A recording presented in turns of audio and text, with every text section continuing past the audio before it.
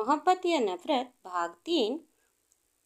आर्यन उसकी तरफ देख रहा था जहां से सुहानी किचन में गई थी और अपने बेटे को सुहानी की तरफ देखते हुआ पाकर मनोरमा ने तेज आवाज में कहा, आर्यन मेरी बात सुनो। तुम अब इस लड़की के साथ एक कमरे में नहीं रहोगे और ना ही उसके साथ कोई संबंध रखोगे। अब तुम्हारी शादी तय हो गई है और मैं नहीं चाहती हूँ कि जब तक तुम्हारी शादी नहीं हो जाती तब तक इस लड़की से दूर रहो। इस लड़की की काली परछाई भी तुम्हारे ऊपर नहीं पड़नी चाहिए। आर्यन ने जैसे ही ये बात सुनी वो थोड़ा सा सोच में पड़ गया, क्योंकि उसे अब तक सुहानी की आदत हो चुकी थी जो इतनी आसानी से नहीं छूट सकती थी। इसीलिए वो कुछ नहीं बोल सका। आर्यन को चुप देखकर उसकी माँ अपनी जगह से उठी और उसके पास आकर उसके कंधे पर अपना हाथ रखते हुए बोली, बस थोड़े ही दिन की बात है, उसके बाद तुम्हारी शादी हो जाएगी और फिर तुम अपनी पत्नी के साथ आराम से अपनी जिंदगी शुरू करना। लेकिन अभी तुम्हें मेरी ये बात माननी होगी बेटा। तुम अभी इस लड़की से जितना दूर हो जाओ उतना अच्छा होगा। मैं नहीं चाहती इस लड़की की वजह से तुम्हारी शादी में कोई भी रुकावट आए। आर्य ने धीरे से अपनी माँ की बात पर सहमति जताते हुए कहा, ठीक है माँ, जैसा आप कहें, लेकिन अगर ये लड़की मेरे कमरे में नहीं रहेगी तो कहाँ रहेगी? मनोरमा ने उसकी बात सुनकर थोड़ा सोचते हुए कहा, इसका इंतजाम मैं कर दूंगी, तुम बेफिक्र रहो।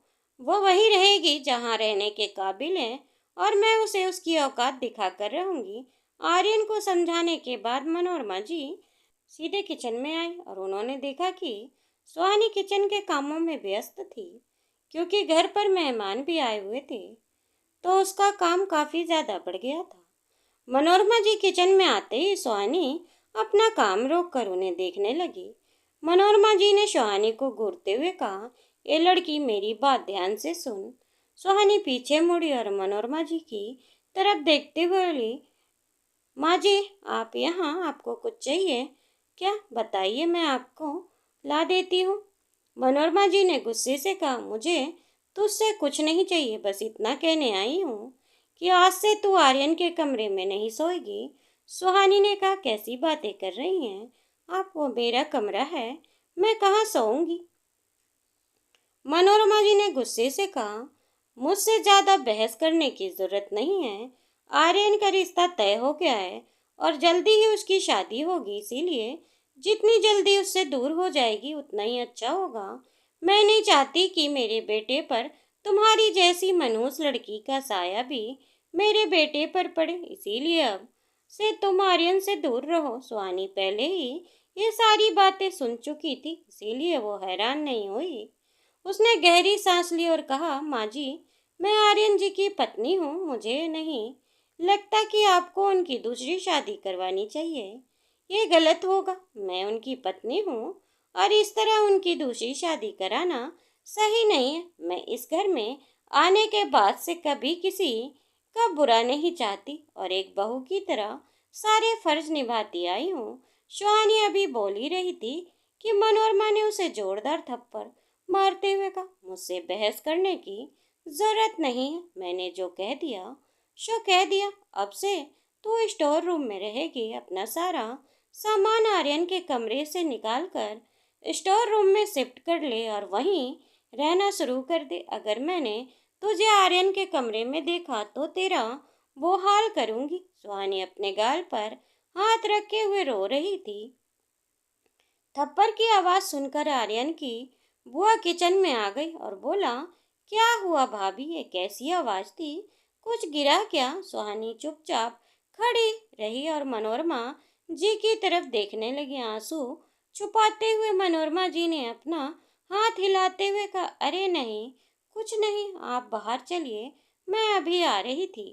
ये कहकर उसने सुहानी को घूरते हुए देखा और उसके गाल को दबाते हुए कहा, रोना धोना बंद करो, जैसा मैंने कहा वैसा करो। चुपचाप अपना सामान उठाओ और सीधे स्टोर रूम में शिफ्ट हो जाओ। ये कहकर मनोरमा जी वहां से बाहर निकल गई और डाइनिंग टेबल पर बैठ गई। सब लोग खाना खा चुके थे। सुहानी सबका खाना समेटने के बाद अपना खाना खा रही थी। थोड़ी देर बाद वो उठी और आर्यन के कमरे की तरफ बढ़ी, लेकिन मनोरमा की बात याद आने पर उसने कदम रोक गए। उसने अपने गाल को छूते हुए कहा, मैं इतनी आसानी से हार नहीं मानूंगी। मुझे आर्यन से बात करनी होगी। वो मेरे साथ ये नहीं कर सकते। उन्हें कोई हक नहीं है कि वो इस तरह मेरी जिंदगी बर्बाद करें। मैं अपना हक के लिए लड़ूंगी और आर्यन जी को मना लूंगी। ये सोचकर सुहानी सीधे आर्यन के कमरे में पहुंची। आर्यन पहले से ही कमरे में मौजूद था। सुहानी के कमरे में जाकर दरवाजा बंद किया। आर्यन के सामने आकर खड़ी हो गई। सुहानी ने उसकी आंखों में देखते हुए सवाल किया, आप मेरे साथ ऐसा क्यों कर रहे हैं? अगर आपको मेरी जिंदगी बर्बाद करनी ही थी तो मुझे जान से मार देते। इस तरह यहाँ लाकर पल पल तड़पाने का क्या मतलब है? आर्यन ने उसे घूरते हुए देखा और कुछ नहीं कहा। तो सुहानी आगे बोली, मैं आपको पत्नी वाले सारे हक और सुख देती हूँ, फिर आप ये दूसरी शादी करने के लिए तैयार क्यों हो गए हैं? प्लीज आर्यन जी, इस शादी के लिए मना कर दीजिए। मैं आपके आगे हाथ जोड़ती हूँ। आर्यन उठ खड़ा हुआ और सुहानी को घूरते हुए बोला, अपनी बकवास बंद करो और मेरा दिमाग खराब मत करो। अभी मेरा मूड काफी अच्छा है और मैं तुम्हारे साथ बहस करके अपना मूड खराब नहीं करना चाहता। सुहानी आगे बढ़ी और आर्यन का कॉलर पकड़ते हुए बोली, नहीं, मेरे रहते मैं आपको दूसरी शादी नहीं करने दूंगी। आप इस तरह मेरी जिंदगी बर्बाद नहीं कर सकते। मैं बस आपके साथ रहना चाहती हूँ। मुझे और कुछ नहीं चाहिए। आप जो बोलेंगे मैं वो करूँगी। बस आप अपनी माँ को इस शादी के लिए मना कर दीजिए। उन्हें बता दीजिए कि आपको शादी नहीं करनी है। मैं आपको किसी और लड़की के साथ नहीं देख सकती। आर्यन उसकी बात सुनते ही शैतानी भरी मुस्कुराहट के साथ उसके चेहरे निहारने लगा। उसने सुहानी के हाथ को अपने कॉलर से हटाया और उसके बालों को कसकर पकड़कर खींचते हुए कहा, बस यही तो चाहता हूँ मैं, जो तुम नहीं कर सकती, जो तुम नहीं देख सकती। तुम्हें वही सब तो झेलना है। यही तो मेरा मकसद है और यही मेरा बदला है। सुहानी ने उसके हाथ को पकड़ते हुए कहा, इतनी दिन हो गए अभी तक आपका बदला पूरा नहीं हुआ। मैं अब और सब कुछ बर्दाश्त कर सकती हूँ। बस मैं आपको अपनी आंखों के सामने किसी और के साथ नहीं देख पाऊंगी और अगर आप ये दूसरी शादी की तो मैं मर जाऊंगी। ये सब बोलते हुए सुहानी रोने लगी। आर्यन एक पल के लिए शांत हुआ, फिर उसने सुहानी के बालों को कसकर खींचा और उसके चेहरे को ऊपर उठाते हुए कहा, अगर तुम मरती हो तो मर जाओ। मुझे तुम्हारे होने या ना होने से कोई फर्क नहीं पड़ता। इसीलिए तुम मरो या जियो या भाड़ में जाओ, मुझे उससे कोई मतलब नहीं है। सुहानी के दिल में एक अलग ही चीज उठी और वो फूट फूट कर रोने लगी। वो आर्यन के पैरों में गिरते हुए बोली, इतने दिनों तो इंसान किसी जानवर से भी प्यार करने लगता है। क्या मैं आपके लिए जानवर से भी ज्यादा बदतर हूँ? आर्यन उसके हाथों को अपने पैर से झटक दिया और उसे एक लात मारते हुए कहा, जानवर तो बहुत अच्छे होते हैं। तुम मेरी नज़र में कुछ भी नहीं हो और इतना ही कभी मेरी बीवी हो सकती हो। मैं तुम्हें वो दर्जा कभी नहीं दूंगा। तुम बस बिस्तर पर दिल बहलाने के काबिल हो। सुहानी फूट फूट कर रोते हुए कहा, आर्यन जी, ऐसा मत बोली। आर्यन ने उसके बाल को पकड़कर खींचते हुए कहा, तुम्हें जो करना है कर लो। ये शादी कोई नहीं रोक सकता। मैं ये शादी जरूर करूँगा। मुझे दुनिया की कोई ताकत ये शादी करने से नहीं रोक सकती।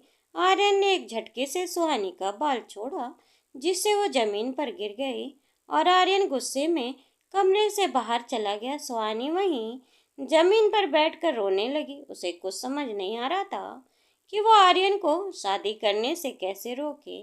उसे और कोई रास्ता नजर नहीं आ रहा था। यहाँ तक कि उसने अपनी जान देने की धमकी भी दे दी थी, लेकिन उससे भी आर्यन को कोई फर्क नहीं पड़ा। अगले दिन सुबह सुहानी उठी, वॉशरूम में जाकर मुंह धोया। रात भर रोने की वजह से उसकी आंखें लाल हो गई थी। कपड़े बदलकर जब वो कमरे से बाहर निकली तो उसने देखा कि उसकी सास वहीं हॉल में बैठी हुई थी।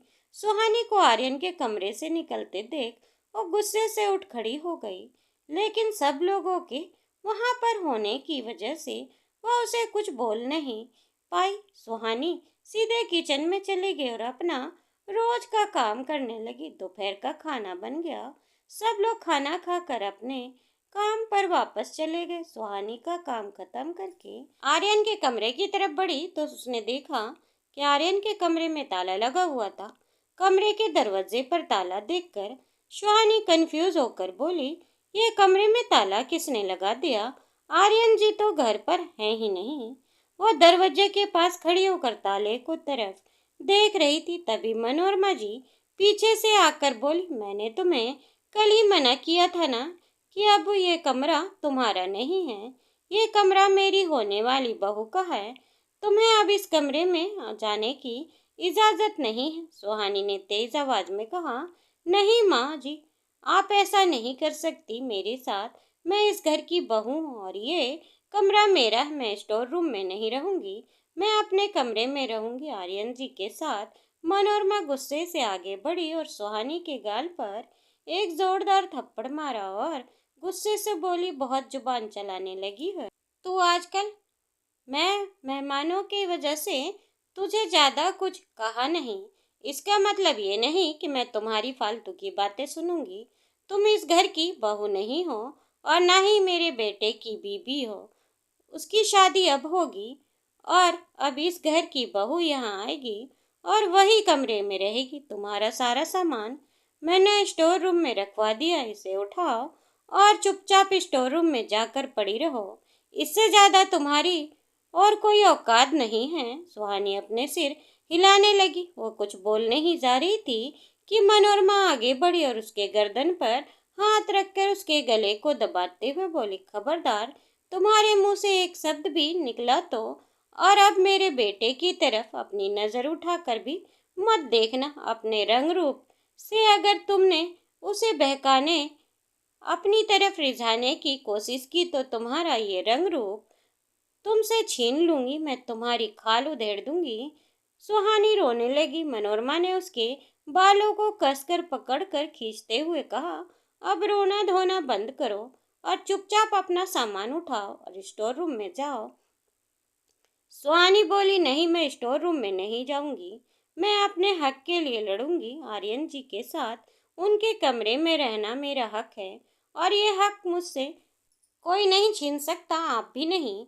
मनोरमा गुस्से से आगे बढ़ी और सुहानी के दूसरे गाल पर एक जोरदार थप्पड़ मार दिया।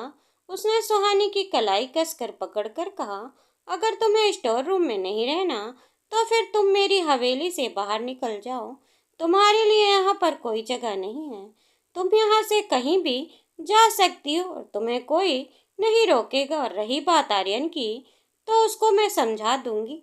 अब तुम्हारे पास सिर्फ यही दो ऑप्शन हैं, या तो तुम यहाँ रहो और स्टोर रूम में जाकर एक नौकरानी की तरह रहो, या दूसरा अपना सामान उठाओ और हमेशा हमेशा के लिए हमारे घर, हमारी हवेली से और मेरे बेटे की जिंदगी से चली जाओ। अपनी सास की ऐसी बातें सुनकर सुहानी किसी पत्थर की मूर्ति की तरह जमकर खड़ी हो गई। मनोरमा उसे घूरते हुए कहा, अब मुझसे किसी भी तरह की बहस करने की कोशिश मत करना।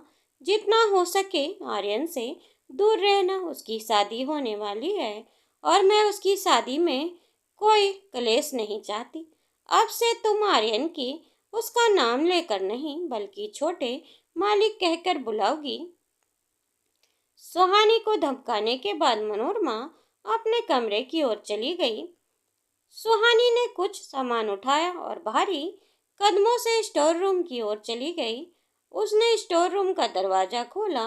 यह एक छोटा सा स्टोर रूम था जिसमें जमीन पर एक चटाई बिछी हुई थी और उसका सारा सामान जमीन पर बिखरा हुआ था।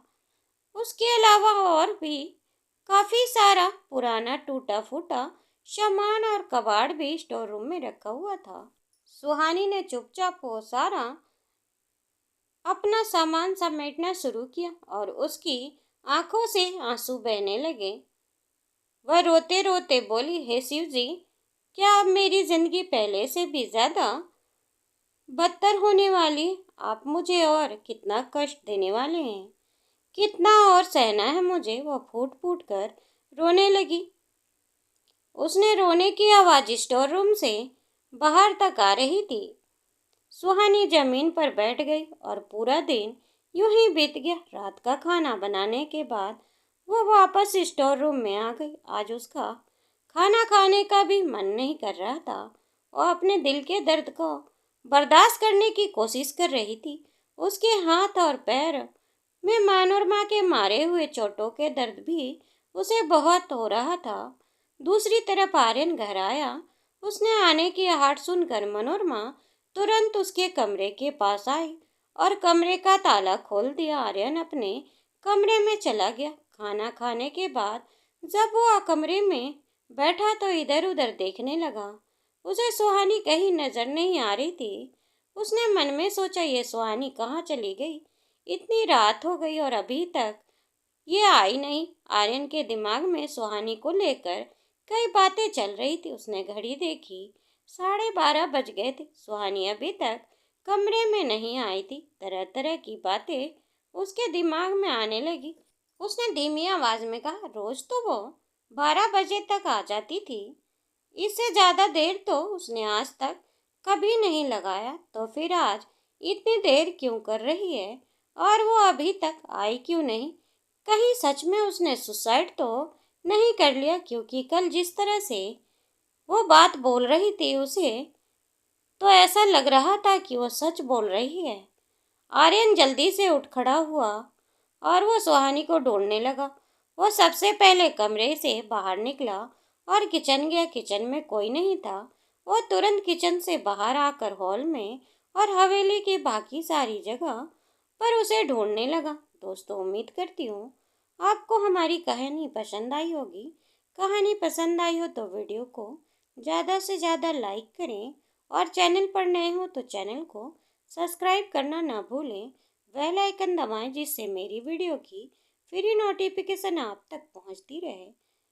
और हमें कमेंट करके ज़रूर बताएं आपको ये कहानी कैसी लगी। अगर कुछ चेंज करनी हो तो उसे भी ज़रूर बताएं कि कहानी में क्या चेंज करनी है।